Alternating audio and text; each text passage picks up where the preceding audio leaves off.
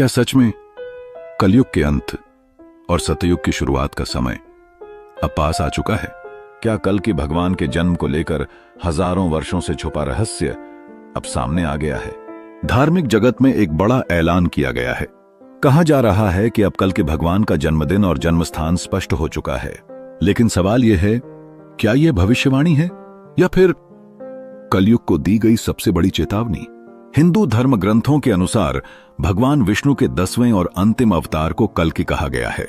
जब धरती पर अधर्म अपनी चरम सीमा पर होगा, जब सत्य मिटने लगेगा और मनुष्य केवल स्वार्थ में डूब जाएगा, तब कल्कि अवतार होगा। उनका उद्देश्य होगा अधर्म का नाश, पापियों का अंत और सतयुग की पुनः स्थापना। अब बात करते हैं उस बड़े ऐलान की। कुछ विद्वानों और धार्मिक शोधकर्ताओं का दावा है कि शास्त्रों में छुपे संकेतों के आधार पर कल्कि भगवान के जन्म से जुड़ी जानकारी अब और स्पष्ट होती जा रही है। इस दावे के अनुसार कल्कि भगवान का जन्म होगा श्रावण मास शुक्ल पक्ष द्वादशी तिथि को और उनका जन्मस्थान बताया जा रहा है संभल ग्राम। यह नाम कोई नया नहीं है। भविष्य पुराण में स्पष्ट लिखा है, संभल ग्रामे विष्णु यशसा, अर्थात कल्कि भगवान का जन्म संभल गांव में होगा। ग्रंथों के अनुसार उनके पिता का नाम होगा विष्णु यशा और माता का नाम सुमति। वे घोड़े पर सवार होंगे, हाथ में तलवार होगी और उनका लक्ष्य होगा अधर्म का संहार।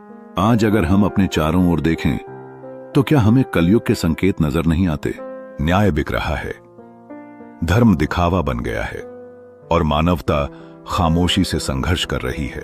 शास्त्रों में बताए गए कलयुग के लक्षण आज वास्तविकता बन चुके हैं। इसीलिए यह ऐलान सिर्फ एक दावा नहीं बल्कि एक संकेत माना जा रहा है। हालांकि यह स्पष्ट करना जरूरी है कि अभी तक कोई आधिकारिक पुष्टि नहीं हुई है। यह विषय आस्था, शोध और व्याख्या पर आधारित है।